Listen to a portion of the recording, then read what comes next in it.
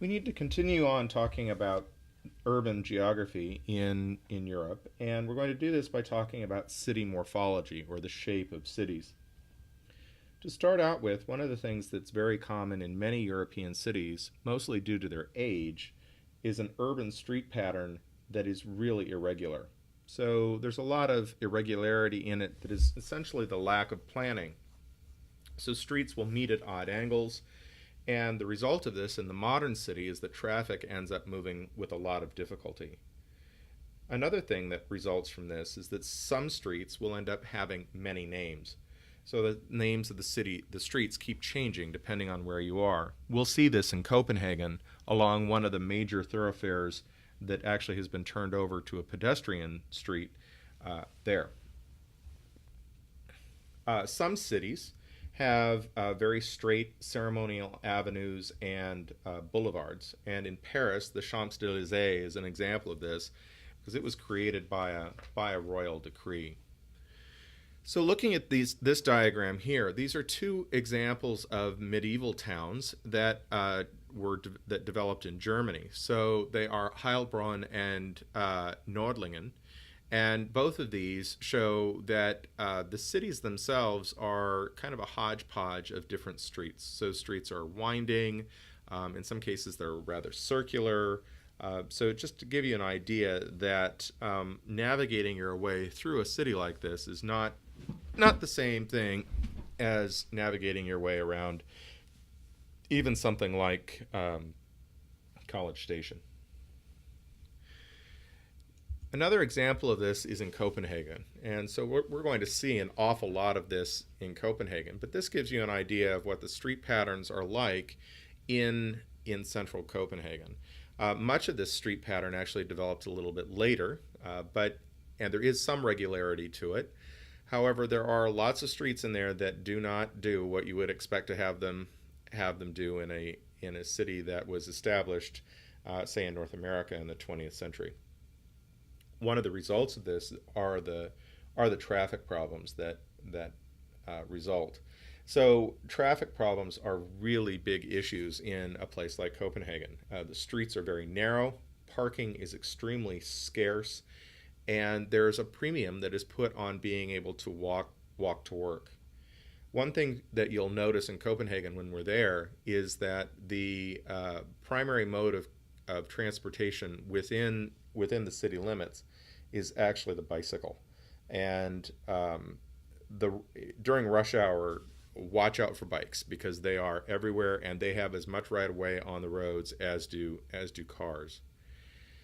Culturally, you'll see some things that are really different, and that's that the place that the car has in society is very different in a place like Copenhagen than it is in a place like College Station.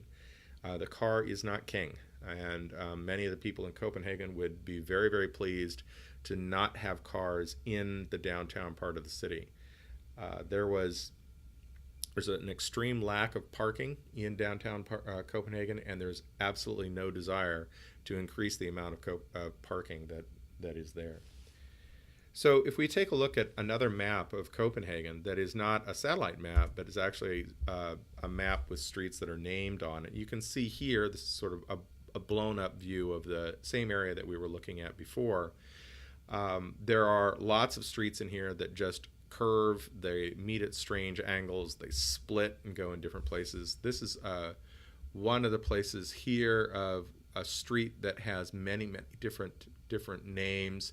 Frederiksberggade, Nygade, Vimmelskaftet, Ameritor, and Østergade are all the same street. They just have many different names depending on where you are on that street. Probably at some time during the past, they were separate streets that weren't necessarily connected, but they are all connected now. This area is actually one of the big tourist areas within Copenhagen. It's all been turned into a pedestrian street, so no cars or most cars are not allowed on that road.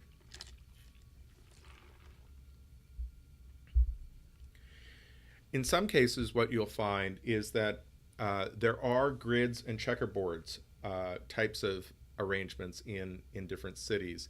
In many cases, this is the result of the Greek and the Roman city founders. In other cases, it is just a matter of efficiency and depending on when the city was actually established. So here's an example of a city that is in Italy that shows the remnants of the Roman grid pattern.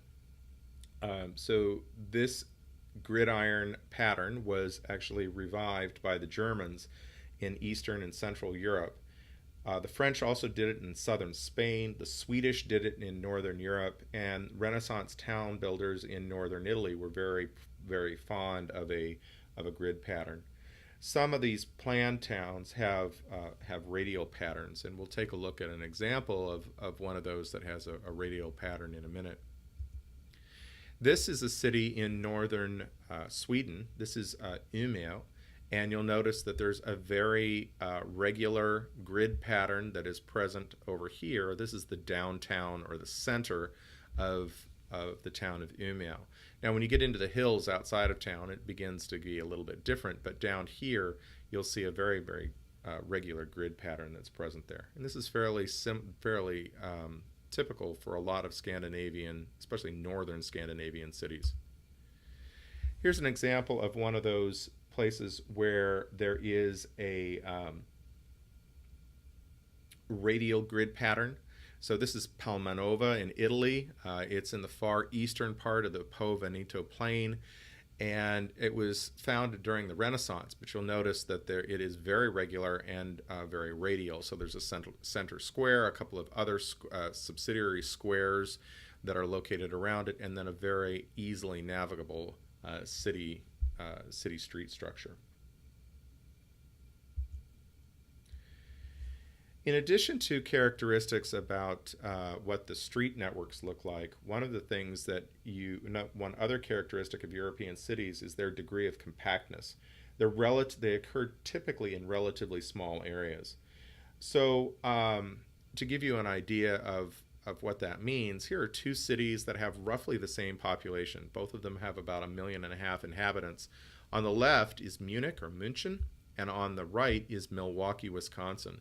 So these are both at the same scale, and you'll notice that Munich is much more compact than someplace like Milwaukee is.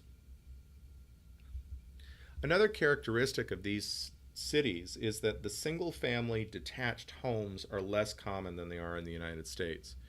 This is an image of Copenhagen. It's actually taken from the building that houses the geography department at Copenhagen University, and it's a pretty nice picture to give you an idea of what the buildings look like. There are no single-family detached homes at all in this picture. This is right downtown. The big dome in the background. This is the Matmokirken, or the Marble Church, and all of these areas in here are all housing. So you'll see that they're all connected to each other, mostly apartment buildings. In terms of the suburban areas, suburban lots are smaller. We will get out into the suburbs of Copenhagen for a couple of things to take a look at the difference between the suburbs and the urban areas. Front yards typically are absent in general in Europe, although you'll see some front yards in the suburbs around Copenhagen. And in general, what happens is that the Europeans prefer to live close to the center of town when they can at all costs. But living closer to the center of town is much more expensive. So apartment living, very, very common. Here's another example of the skyline of Copenhagen. You'll see again just lots of buildings there. All of those are apartment buildings. There are some inverted skylines that are prevalent in many of these older towns. So the shorter buildings are actually located at the center of town, and the taller buildings are further out. This is sort of the inverse of what you would find happening in many North American cities. So the urban cores are older, the buildings are built before modern technologies, and they weren't able to grow to such a height And most of the European towns actually have a place a premium on older buildings as opposed to newer buildings. Let's continue and talk about different types of urban zones that are characteristic of many of the European cities that we'll visit. At the center of most cities, there's a pre-industrial core, and this is the mercantile city of the past. All of its districts lie within the fortifications or the walls if the city was in the past a walled city. The characteristics of this pre-industrial core are that it is characterized by squares, in the open squares where people could gather for marketing. There's also often a cathedral. This was showed in large respect the vitality of Christianity during the Middle Ages that was present throughout much of Europe. Examples of this are things like the Notre Dame Cathedral, and the Ile de Cité in Paris, the San Marco Cathedral in Venice, the Köln Cathedral in Germany, and the St. Stephen's Cathedral in Vienna. Another thing that you'll find in a lot of places are palaces or fortresses. This is if the city served as the home for the royal family, or where you tend to find these things. These examples of this are in Stockholm. For instance, there's a large castle there. Edinburgh, you've seen pictures of the Edinburgh Castle before. And also the Louvre in France served as a fortress in the past. Many of these palaces eventually were abandoned to other purposes, and the royal families moved out to the suburbs. Versailles is a good example of this in France. Overall, the urban core often centers on the marketplace, and it's often in front of a cathedral. So you'll see many cathedrals that have large squares that are in front of them that are historic marketplaces. And many cities have several squares. So if you think back to the examples of the radial pattern in Italy when we were looking there, you'll see that there were several squares on it. And even some of the medieval cities that we looked at in Germany, you'd see that there were several squares. On or near one of these is usually the town hall. And we'll see that is a characteristic of Copenhagen. You'll see the town hall there. It's pretty easy to identify.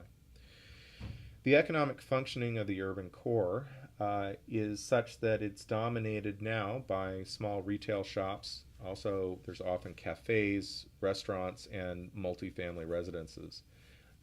In some cases, there are workshop-like factories, but not big industrial centers. There's a distinction here between the distinction between residential, commercial, and industrial zones is rather weak. So it's very difficult to necessarily understand what kind of a zone you are in based on merely location. Government agencies and museums are also very common in this pre-industrial core. As we move out from the pre-industrial core, the next outward portion of the city is what's referred to as an inner ring. So it surrounds the pre-industrial core, and these typically started as slums that were outside of the city's fortifications. Eventually they grew to nicer living as the cities themselves grew, and people wanted to be closer to the center of city, closer to the center of city as they possibly could. Currently, these areas are largely dominated by residential housing. Railroad stations turn out to often be here. Good examples of this are places like London and Paris, where the railroad stations are not dead center in the city, but they're kind of in the inner ring. We'll talk a lot more about railroad stations next week. Out from the inner ring is a middle ring, and in that here's where you'll find the industrial suburbs. These tended to be added in about the 1800s with the rise of the Industrial Revolution. Factories and large apartment blocks began to be created in these areas. Row houses are common, as are things like railroad yards, because there was the need for transporting both raw materials and finished goods. The largest portions of European cities typically fall within this middle ring area, and this is due to an influx of population that occurred during or during the era of industrialization. Today, in many cities, a highway often marks the limits of the middle ring. The next ring out from the center is the outer ring, and these are post-industrial suburbs. In many cases, these were created or began to boom after 1950. This is where, the same as we find in North America, that low-density housing began to be important. Single-family homes are much more common in the outer ring of these cities than they are as you get further in. Modern factories are present in this area, often characterized by the high-tech industry. This is where you'll find steel and glass high-rise buildings, and you'll really begin to see something that's much more common or much more familiar to us in North America, and that's suburbanization. This is similar to what we see here, but it started later, or often it started later in Europe, so it's not quite as well developed as it is in the United States. There's been a resistance to suburbanization that occurred because of the hesitancy to adopt the automobile for commuting. So in contrast to North America, where the automobile was adopted readily and widely, the adoption of the automobile in many parts of Europe has not been taken up as quickly. So these suburbs are usually serviced by rail. So there's a lot of rail service that occurs in these areas, which is a big difference from many cities in the United States, where getting rail service out to the suburbs is one of the big reasons why there just isn't a lot of rail travel in the United States. Shopping malls are now part of the European urban landscape, and these tend to occur in the outer rings. This began in about the 1980s, when shopping malls sort of hit their peak. In France, there are more than 600 malls now, and in the United Kingdom, there's more than 800. So they are becoming a real piece of the European landscape. Depending on how things go and how much time we have in Copenhagen, we might make it out to one of the malls that is in the outer areas of Copenhagen, just to see what a European mall looks like. They tend to be smaller than the malls that we're used to seeing here in the United States. So in addition to thinking about the physical morphology of the cities themselves, we also need to think about the patterns of people that exist within these cities. Overall, European cities are relatively heterogeneous, both culturally, racially, and socially. Religion, in some cases, has acted as a self-segregating mechanism, and for instance, in Roman cities, the Christians and the Jews lived in different quarters. The term ghetto actually is derived from Venice, when it designates a Jewish neighborhood. Protestant and Catholic neighborhoods are common in places like Belfast and Londonderry in Northern Ireland. And Muslims tend to live in segregated neighborhoods in many cities of mainland Europe. In some cases, linguistic differences will also create segregation. In Brno in the Czech Republic, there's a medieval pattern associated with differences in language that still exists today. Germans tend to be in the north, and Czechs tend to be in the south of that city. One of the things that has been fairly common with regard to people in European cities is that there's been a very large immigration of foreigners to European cities since 1950. So most of those foreigners who moved into the cities moved into decaying residences of the pre-industrial core in the inner rings.